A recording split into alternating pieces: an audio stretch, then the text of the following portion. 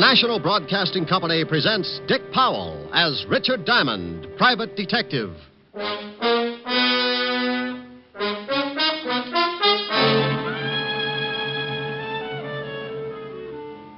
Mr. Diamond, the reason you're here is because I want someone to talk to the mayor. I don't know whether it was explained to you or not, but unless His Honor has done away with himself by noon, a lot of people are going to get hurt. Including yourself. Oh, that doesn't really matter. You see, in making my escape, a guard attempted to stop me. I had to kill him. Here's another exciting half hour with Richard Diamond, private detective, starring Dick Powell.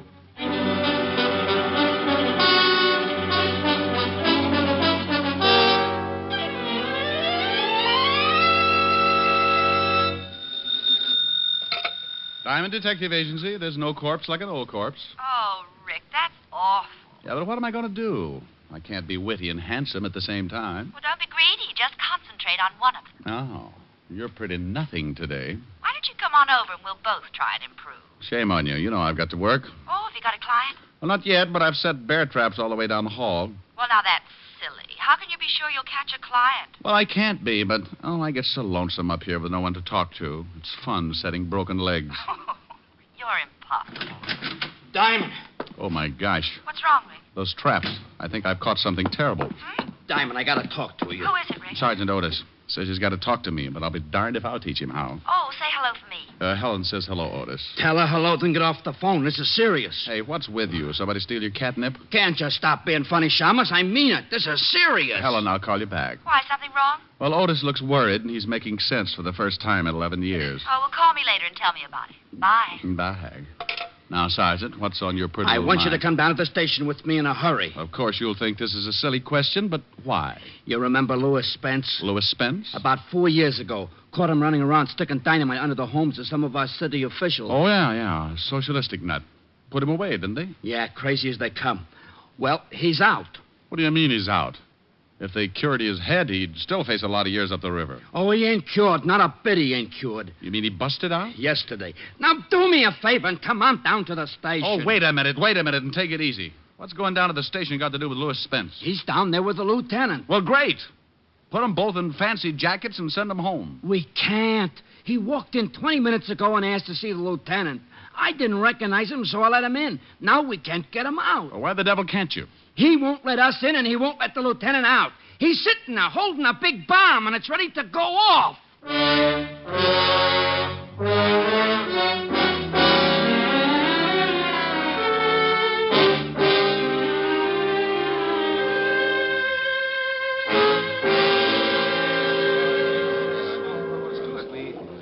Well, it looks like a convention. Everyone's trying to think of something to Well, do. why is Spence doing this? What's he going to do? Just sit in there? You'll really get a boot out of this, Shamus. If the mayor don't jump off the top of the city hall by noon, Spence blows up the whole 5th precinct. What? That's right. Hey, Otis, get Diamond in there. It's 11 o'clock. Hello, Charlie. Hello, Rick. What do you mean, get me in there? Didn't you tell him, Otis? No, I ain't had time. Well, come on. Why me? What do you want me in there for? Spence wants someone Levinson can give direction to. He says no cop. Levinson buzzed out and told us to get hold of you. Okay. Wait a minute. Talk to the lieutenant on the intercom. Spence won't know who's walking through the door and maybe blow the whole joint up. Otis, you amaze me. Oh, I ain't so smart. It was Spence's idea. Come on. Here. Go ahead. Walt? Rick, Yeah. wait a minute. Diamond's outside now. Okay? Tell him to come in. But just him. Anyone else? Okay. Rick, come on in, but no one else. All right. Otis, stick right here. I may want to talk to you. Sure. Diamond. Yeah? Nothing. You're so right. Hello, Rick. Walt? This is Mr. Lou Spence, Rick. Mm-hmm. How are you, Mr. Diamond? What's the matter, Spence? You want an early 4th of July? Rick. You think I'm kidding, Mr. Diamond? You think I'm not serious about this thing? Is that the bomb? Right here in my lap. He's got it rigged so it goes off the minute he relaxes his hand. You see, I thought maybe the police would want to take it away from me.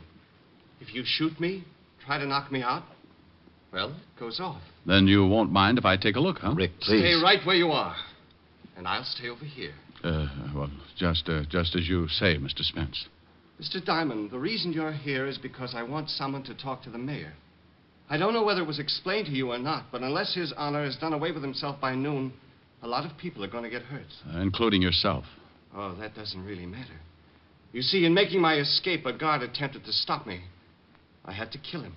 He split his head open with a crowbar. That's right. Oh, mind if I sit down? Not at all. But it's 4 minutes after 11. I hope you don't plan on staying too long. Cigarette? No, thank you. You look like a pretty reasonable guy, Spence. Well, thank you. It's too bad Lieutenant Levinson didn't think so when they arrested me. Now I'm going to have to show him I'm not as insane as he thought I was. Oh, well, you'll have to excuse that, Spence. Walt thinks everybody's a little, well, you know, even me. That's very interesting. Oh, and with good reason. Ever take a look at his sergeant? Mr. Diamond, when the lieutenant arrested me, I was putting an explosive under the mayor's house. He stopped me in my first attempt to rid the community of a political Judas. But now, as you see, I have a second chance. You really think the mayor's going to jump off the city hall? He better. And by 12 o'clock. By the way, you have 55 minutes. Now, look, Spence. Forget it, Mr. Diamond. I know just what you're thinking. How to get me without the bomb going off. You'll never make it. It's too well thought out. I've planned this for 4 years. In case you're wondering how much dynamite he's got, Rick. Mr. Diamond needs convincing. Well, under this overcoat, Mr. Diamond, are some 100 sticks. Does the mayor know about it yet? Yeah. Oh, you want me to talk to him, huh? I don't care whether you talk to him or not. I just want you to be there when he jumps. Swell. And just because you come back and tell me he's jumped, that isn't enough. I want his body in this room. Walt, I don't know what to say. Don't say anything, Rick. Just get out of here. I'm sorry I dragged you over, but I needed time. You still do. It's 54 minutes to 12. Clear the building, Rick. Yes, do that, Mr. Diamond. I think the lieutenant is going to make a hero of himself. Look, Spence, I've got till 12 o'clock, haven't I? Unless someone tries to get me. Oh, well, good. Well, then sit tight, Walt, and give me till 12. Okay, Rick. I hope you spend the time wisely. I'm sure you'd rather see the mayor die than your best friend. Oh, Spence, if you forget about this, they'll probably just put you back Goodbye, Mr. Diamond. 53 minutes. Okay. Walt? Go ahead, Rick. Like you said, 53 minutes. Goodbye, Mr. Diamond. Come back soon. Otis, Yeah? What's going to happen? clear the building. Well, what about it, Rick? Lieutenant wants the building cleared. Okay, come on, you guys. Levinson says clear the building, so we clear the building. Good luck, Rick. Thanks, Charlie. Okay, what do we do? I don't know. What do you mean you don't know? It's 10 minutes after 11. In another 50 minutes, this whole building is going to get blown higher than a kite. Okay, do something. Huh? Well, go ahead. Well, You see, Otis, you're in just as tough a spot as I am. Yeah, but you're smarter than I am. You can usually come up with something. Well, usually my problems are a puzzle, Otis. Spencer's a problem and a puzzle. I don't know about guys like him. Well, for Pete's sake, who does? Well, that's an idea. Huh? Stay here and keep close to the intercom. Don't let the lieutenant get any crazy ideas. Hey, wait a minute. Where you going? You're acting screwy. Well, Otis, I'm going to go see someone who takes care of people who act screwy sometimes.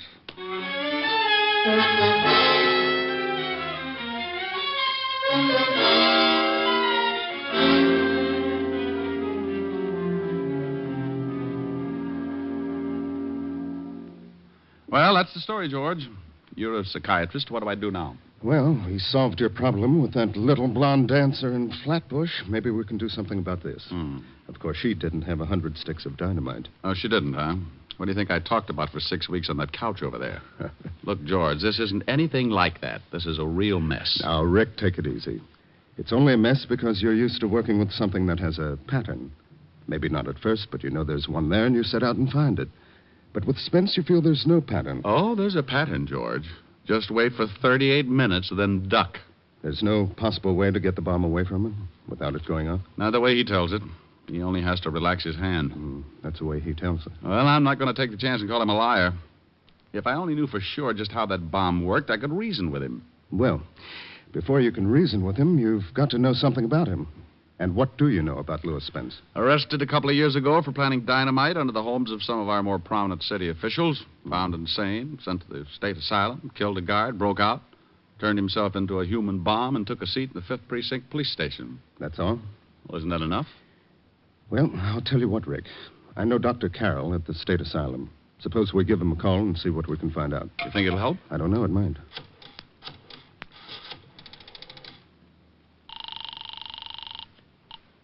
Long distance. Operator, this is an emergency. This is Dr. George Thacker, and I want to speak to Dr. Robert Carroll at the state asylum immediately. What was the name again? Dr. Robert Carroll. One moment, please. It'll be a minute, Rick. What time is it?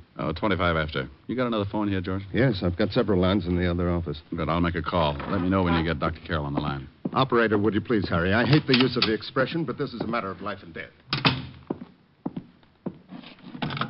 You're on my line, Rick. Use the other phone.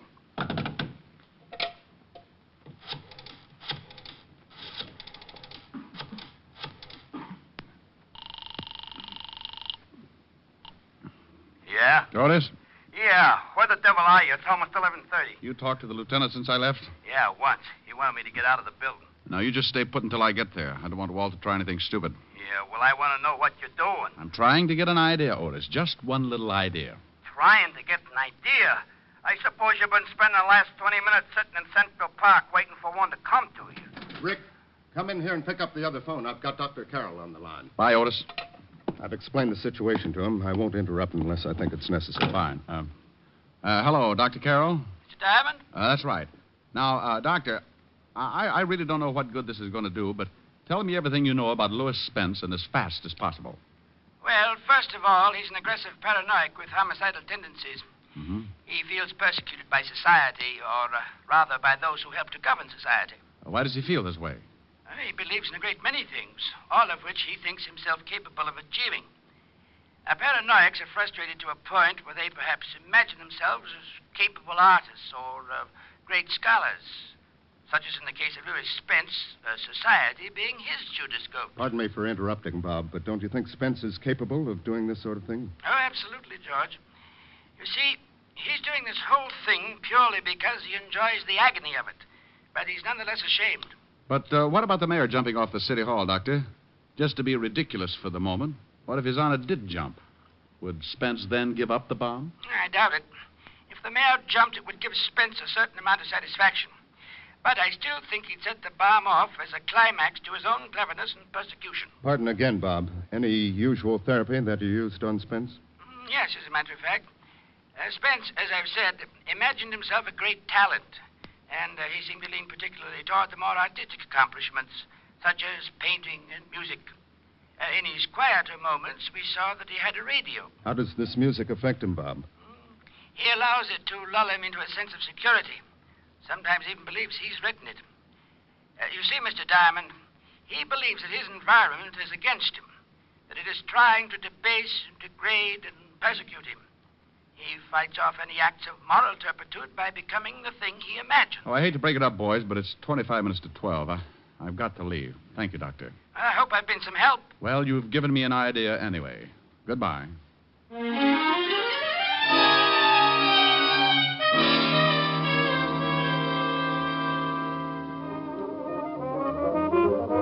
Oh, miss. Just a minute, just 1 minute. I'll be right with you. Oh, look, I'm in a hurry. So you're in a hurry. So's everybody else. You'll have to wait until I'm through with this gentleman. Sweetheart. Now look. You look. Oh, a badge. Yeah, now this is police business. Got to be in a hurry. Is that clock right? Yeah, it's 11:45. 16 minutes to. All right, 16 minutes. You want to split hairs? No, I want a portable phonograph and quick. Okay. Here's one right here on the counter. 3 speeds, interchanging. I'll take it. Okay, I'll go back to the storeroom and get you a new one. Forget it. I'll take this one. Look, mister, we got a policy here. I can't tell you nothing off from the counter, supposing it don't work when you get it home. You'll hear about it? You see? That's just what I mean. Well, does it play now? Certainly, like everything. Listen. Oh, boy, that's Pete Rugelow's new arrangement. He's crazy. Okay. Don't dig it, huh?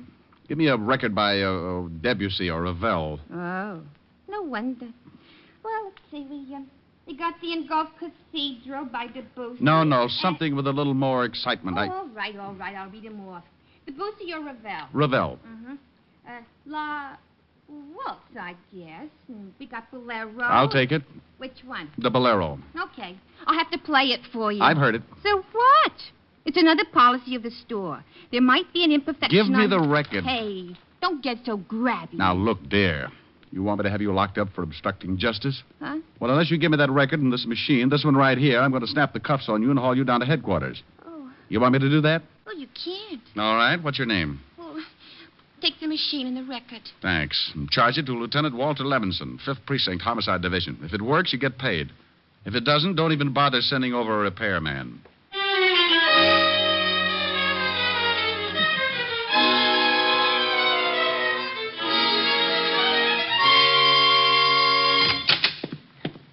Diamond, oh, my gosh. Do you know what time it is? What, exactly? Exactly 6 minutes, too.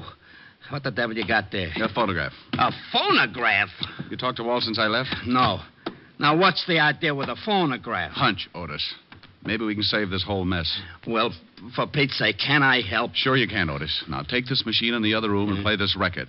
You know how it works? Well, I can find out. You got less than 5 minutes to find out, so make it good. I don't want to hear anything until you're ready to let it play all the way through. Okay. Diamond. Yeah. Go on. Whatever you're going to do, if I louse it up, I louse up everything, huh? You won't louse it up, Otis. Oh, I'm so stupid. But I'll try. Otis. Yeah? You don't have to wind it. Just plug it in. Oh, yeah. I heard about them kind. All right, then get going. Okay. Yeah? Walt, it's Diamond. What's up? Careful, Lieutenant. Oh, I'm getting sick of this. Walt. Yeah? Relax. I want to come in. How about it, Spence? By all means. Have Mr. Diamond come in. All right, Rick.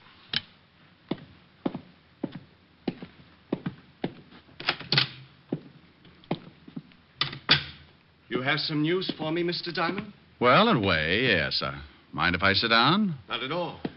How do you feel, Walt? Dandy. I'm afraid the lieutenant is growing uncomfortable. It is getting late, isn't it, Lieutenant? Rick, I want you out of this building. This crackpot has What? been going... Wait a minute now. What did you Wait call a minute. me? Now, look, I've taken what enough... What does it make now at 12 o'clock? Well, sure it does. Why? Because the mayor may jump. What? Yes, he's locked himself in his office. They can't get him out. He just may jump.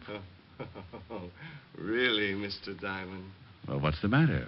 I know the mayor won't jump, no matter how many people die when I release this trigger. I just want him to have to face it the rest of his life. I want everyone like me that his kind won't let fulfill their potential talents to realize what a Judas he really is. What all men like him really are. Well, you know, that makes sense. Don't try to get on the good side of me, Mr. Diamond. I know what you think about me. I know what you all think. It doesn't make good sense to you or anyone else. How could it? You don't understand those of us who have a truly great talent. Well, I'll buy that. I don't understand it. Of course not. Well, maybe he doesn't, Spence, but how do you know? Maybe I do. Stop playing, Mr. Diamond. Look at the time. 5 minutes. 5 minutes and I become a martyr. We'll all get blown to kingdom come. Rick, get out of here. All right, Spence, I'm going to prove you're wrong. Rick, for the love of... Shut up, Walt. All right, go ahead, Mr. Diamond. What are you going to prove? I'm going to prove that I know more about you than you think. Of course you know a lot about me. Criminals have records. Oh, I don't mean that. I mean more about yourself. What you think, your talents. What do I think, Mr. Diamond? You fool. How could you know what I think? Because a talent like yours is easy to spot. 4 minutes, Mr. Diamond. No, it's not hard to tell about people like you. People like me? What about people like me? Well, Spence, I meant that, well, there are not many of them. They're few and far between. They're gifted. What? Certainly. There's something you have that very few are lucky enough to be gifted with. Rick, please. Nearly 12, Mr. Diamond. I can tell that you are an artist, Spence. An artist? Yes, and a very good one. How do you know this? Very few people spot it. Do they, Spence? Very few. You surprise me, Mr. Diamond. He surprises me, too. Walt, keep quiet. Yes, Walt, keep quiet. It's 2 minutes to 12, Mr. Diamond. You can leave because maybe you have been honest with me. Perhaps you do recognize something that... What's the matter, Spence? Music. Music? I don't hear anything. Music. Beautiful music. Well, I don't hear a thing, Spence. Do you, Walt? No? Oh, you must hear it. It's beautiful. Don't you hear that wonderful rhythm? Now, you see, Spence, we're not as lucky as you are. No one is. This is my music. This is what I would write if it wasn't for the people who won't let me. What does the music sound like? Oh, poet's words. The power and strength of death. It makes you imagine things, doesn't it? Yes, oh, yes. You hear the music and you become powerful. Like making that bomb. Not just anybody could think of that. It takes genius. You understand. You do understand. Well, of course I do, but I am still amazed. There you sit with the power of life and death in your hands, and no one can do a thing. It must be wonderful. It is. Like the music, it's wonderful. In seconds, we'll all be torn from our earthly bonds, taken away from this dirty, filthy world to a place of clean, wonderful things like that music. No, but you're an artist. How could you ever take a thing like that bomb and put it together? A thing like this bomb? Oh, this is a masterpiece. Just looks like a small box to me. Oh, it took me weeks. Just a small box. Oh, no, you see, if my finger relaxes... Yeah, I know about that. But this took genius. It's not just relaxing my finger. It's how I put it together so as to get the required result. It's like the hammer action on a gun, but it's reversed. Well, I'll be darned. You mean when you release your finger, that makes the hammer fall? I can see you appreciate things of genius. I wish you could hear the music, too, Mr. Diamond. You'd really appreciate that. It's so wonderful. Well, tell me more about the bomb. When you release your finger and the hammer falls, what does it hit? Well, that's a simple part. I'm surprised at you. I just wanted to hear you tell me. After all, you invented it. Yes. It strikes a cap. It's that simple. Simplicity can be beautiful. Don't you agree? Absolutely. Listen to that music. It builds and builds. Tell me, Spence, what would happen if something got in the way of the hammer? I mean, between the hammer and the cap. Nothing can. There's nothing big enough in the box that the hammer wouldn't tear right through. Simplicity, Mr. Diamond. I'd sure like to take a look at it. Of course. There's nothing you can do. So by all means, look. Well, you've got glass over the end of the box. That's right. See my finger on the trigger? If I release it, that hammer falls and strikes that cap. Why the glass? So I could look in when I set it and see that everything was all right. Oh, that's very clever. That music is getting so big, I can't think. What time is it? Plenty of time, Spence. Yes. When the music finishes. It's nearly done now. What? I thought you said you couldn't hear it. It's a phonograph from the other room, Spence. What? Tell me, Spence, what happens if I jam my hand through that glass between the hammer and the cap? What? That music. That music. Grab him, Walt. Grab him. I got him. Let me go. You don't understand. You cheated. You did lie. Let me go. Well, that does it. Otis, take him away. With pleasure. And you, Rick. Yeah? How'd you know that music would work? How'd you know you could stop that hammer? How'd you know you wouldn't... Oh. Did you hurt your hand? Well, of all the... Well, did you? No. Well, all right. You just bet it is. Goodbye.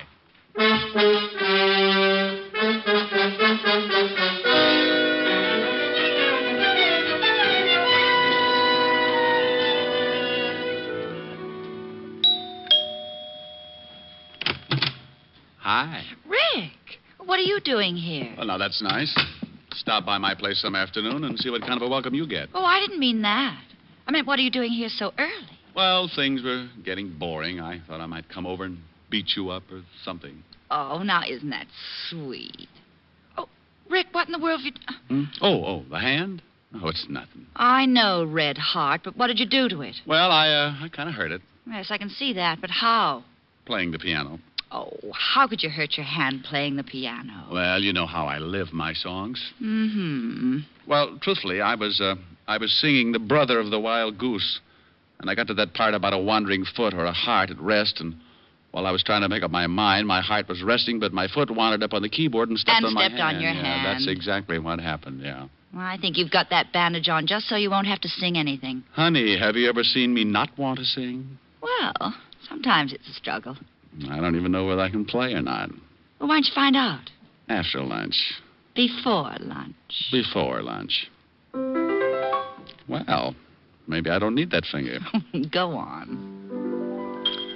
Love is a flower that blooms so tender, each kiss a dewdrop of sweet surrender. Love is a moment of life enchanting.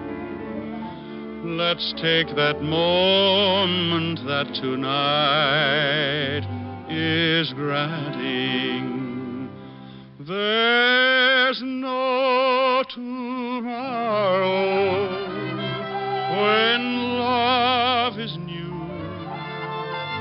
Now is forever when love is true. So kiss me and hold me tight. There's no tomorrow. There's just tonight. You like that? Oh, so pretty. Well, thank you. Oh, that reminds me. We're having spaghetti for lunch. Oh, good.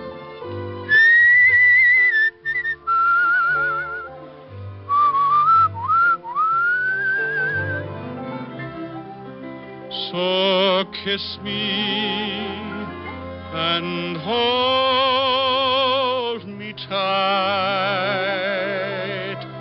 There's no tomorrow. There's just tonight. That was nice. Now tell me, how did you hurt your hand? Simple. I was grabbing. Grabbing? Mm-hmm. Like this. Come here. Oh, Rick. Oh, of all times. Hello? Hello? Walt? Yeah, I just thought I'd call and... Oh, you did you? Well, you sure picked a nifty time to do it. Oh, did I bust up something? Yes, you did bust up something. Well, you don't have to get sore. Well, who's sore? I am. That's the last time I'll let you do me any favor. Okay. If that's the way you feel about it, goodbye. Goodbye. Well, what in the world was all that about? Oh, well, honey, you see, it's like this. Walt got in some trouble, and I helped him out of it.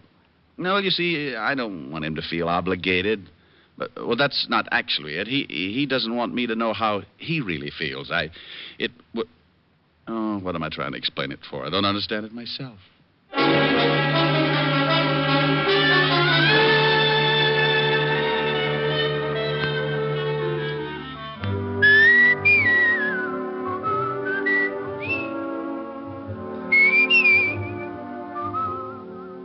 You have just heard Richard Diamond, Private Detective, starring Dick Powell. Ed Begley played Lieutenant Walt Levinson. Also in the cast were Wilms Herbert, Francis Robinson, Stanley Waxman, Cynthia Corley, and Paul DeBob.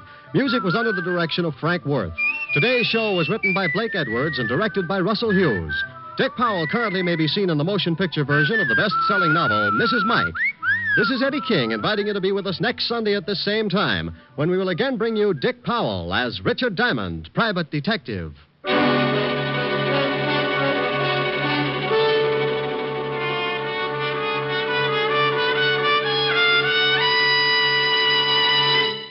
There's more great listening in store for you today on NBC. You'll hear the hilarious Phil Harris and Alice Faye show. And this evening on Theater Guild on the Air, Gertrude Lawrence and MacDonald Carey will star in Lady in the Dark. Next, hear guest star Deborah Alden on The Harvest of Stars on NBC.